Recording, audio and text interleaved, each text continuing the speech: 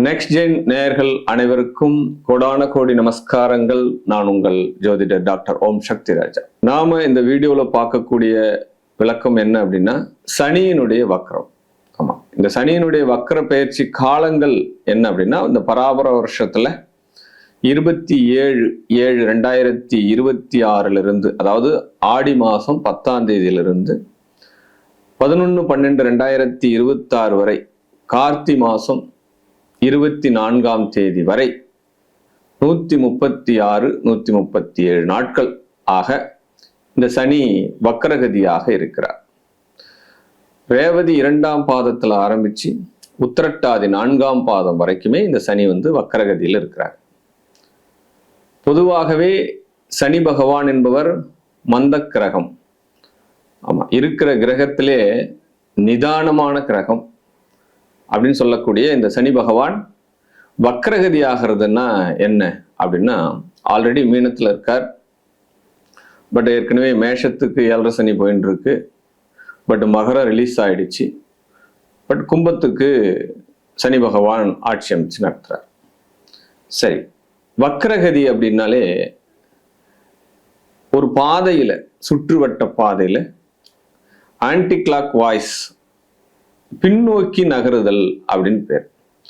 அப்ப ஏற்கனவே சுழற்சி முறையிலிருந்து மந்தமாகிறதா அப்படின்னா இல்லை, பின்னோக்கி நகருதல். அதான் ரேவதி 2ல இருந்து உத்திரட்டாதி வரைக்கும் வராரு அப்படின்னா மறுபடியும் ரிவேஷ் பண்றார். சரி, இப்படிப்பட்ட இந்த காலத்துல ஏனைய ராசிகள், இந்த 12 ராசிகளுக்கும் இந்த சனியால எந்த வகையில ஆதாயம் கிடைக்க போகிறது, எந்த வகையிலெல்லாம் நம்ம ஜாக்கிரதையா இருக்கணும், இந்த 2 கான்செப்ட்ல தான் பேச போறோம். ஆல்ரெடி நிறைய சோதனைகளை சாதனையாக்கி உட்கார்ந்திருக்கக்கூடிய இந்த நேயர்கள் இந்த வீடியோவில் இந்த சனியினுடைய பாதிப்புகள் இருந்து விடுபடுறதுக்கு உண்டான வழிமுறைகளை தெரிஞ்சுக்கலாம். பட் பரிகாரங்களும் இதில் கிடைக்கும். இதை மேற்கொண்டு உங்களுடைய வாழ்க்கையை நன்னெறியோடும் நல் ஒழுக்கத்தினோடு வாழுங்கள். வாழ்க வாழ்க வாழ்க வாழ்க. வெற்றிக்கு உத்தான, நீதி நெறிமுறைக்கு உத்தான எனதருமை துலாம் ராசி அன்பர்களே, இந்த துலாம் ராசியினுடைய ஸ்பெஷலிஸ்ட் அப்படின்னா இண்டிவிஜுவல் பர்சன். ஆமா, ஒன் மேன் ஆர்மி அப்படின்னு சொல்லலாம். எல்லா வித நியாய தர்மங்களுக்கும் கட்டுப்படுவார்கள். அவர்களுடைய முடிவுகளை இவர்களே தான் எடுப்பார்கள். ஆமா, நான் சொல்லி செஞ்சிட்டாரு, இவர் சொல்லி செஞ்சாரு அப்படிலாம் கேட்க மாட்டாங்க. ஒன்றுக்கு மேற்பட்ட முறை அந்த ஒரு விஷயத்தை ரெகலைஸ் பண்றதுக்கு டைமிங் நிறைய எடுத்துக்குவாங்க. அவ்வளோ சட்டுன்னு எளிதில் போயிட்டு எந்த ஒரு விஷயத்தையும் அவ்வளோ ஈஸியா இவங்க கிட்ட வாங்கிக்க முடியாது. முடிவும் சொல்றேன் சார் அப்படின்னு சொல்லுவாங்க. அவ்வளோதான், பார்த்துட்டு சொல்றேன், பிறகு சொல்றேன், இப்படிதான் சொல்லுவாங்க. ஃபாஸ்டா ஒரு விஷயத்தை இவங்க பண்ண மாட்டாங்க. அதே நேரத்தில் அந்த முடிவுகள் தரமாகவும் சரியாகவும் இருக்குன்றதுல எந்த மாற்று கருத்தும் கிடையாது. பட் இவங்களுக்கு இந்த வக்ர சனியினால என்னென்ன விஷயங்கள் நடக்குது அப்படின்றத பார்த்துக்கலாம். 6ஆம் இடத்துல சனி. 6ஆம் இடம் என்பது ருணம், ரோகம், சத்ரு பாவங்கள். ஒரு 15 வருஷமா ஒரு கேஸ் நடக்குது சார், ஒரு 20 வருஷமா நடக்குது, எங்க அப்பாவுக்கு முன்னாடியில இருந்தே இந்த பிரச்சனை நடக்குது.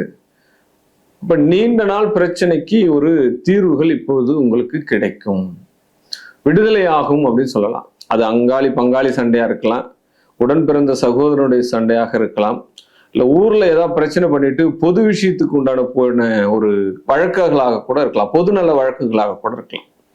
அப்ப இந்த மாதிரி ஒரு பெரிய கண்டத்துல இருந்து நீங்க தப்பிக்க போறீங்க அப்படின்ற விஷயத்த தெரிஞ்சுக்கோங்க. உடல்நல தேற்றம், ஏதாவது ஒரு இன்சிடென்ட் நடந்துச்சு, அதனால ஒரு ஆப்ரேஷன் நடந்தது, கொஞ்சம் உடல் வீக்கா இருக்கு அப்படின்னா கூட நீங்க மீண்டு வருவதற்கு உண்டான சூழ்நிலைகள்லாம் இப்ப நடக்கும். பெரிய பெரிய கேஸ்ல மாட்டின்னு இருப்பாங்க. சில பேர் என்ன பண்ணுவாங்க அப்படின்னா, இந்த இடி கேஸ் அதெல்லாம் சொல்றேன், ஒரு எக்ஸாம்பிளுக்கு சொல்றேன். பெரிய கேஸ்னா அதுதான் இடி கேஸ்.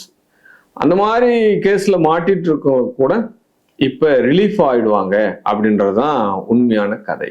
அவங்களுக்கு சட்டம் சாதகமாக வரும், ஆர்குமெண்ட்லாம் கரெக்டா இருக்கும், பேப்பர்ஸ்லாம் கரெக்டா வந்துடும், அவங்களுக்கு வெளியில வர்றதுக்கு உண்டான சூழ்நிலைகள் கிடைக்கும். பதவிகள் கிடைக்கும் சார், உங்களுக்கு பதவிகள் கண்டிப்பாக கிடைக்கும்.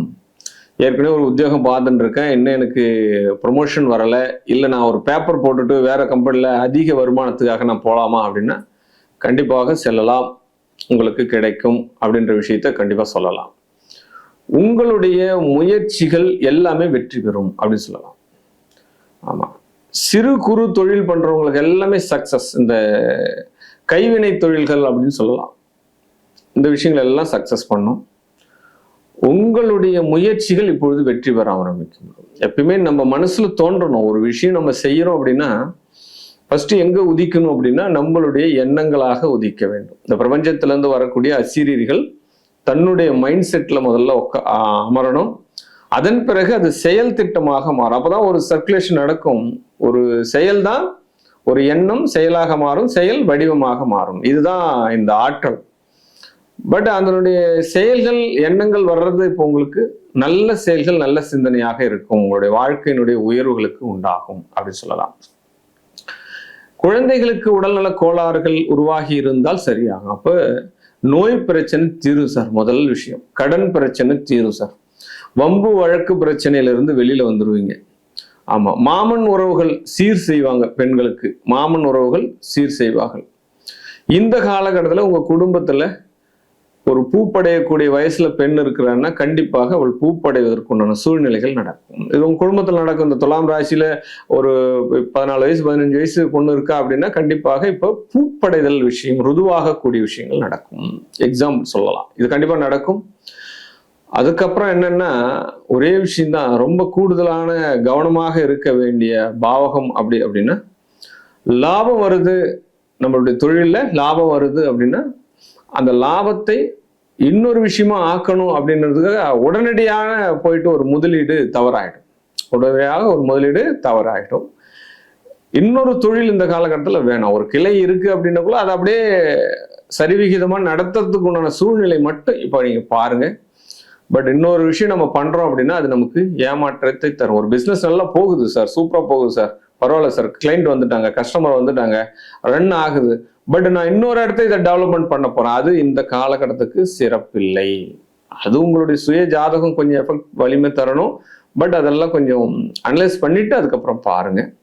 பட் இருக்கிற தொழிலை விட வேணாம். முதல் விஷயம், இருக்கிற தொழிலை விட வேணாம். இன்னொரு தொழிலும் இந்த காலகட்டத்தில் நமக்கு வேணான்ற முடிவில் கொஞ்சம் கவனமாக இருங்க. அதே காலகட்டத்தில் ஷேர் மார்க்கெட்ஸ்ல இன்வெஸ்ட் பண்றது கரெக்டா அப்படின்னா நிறைய விஷயங்கள் நடக்குது.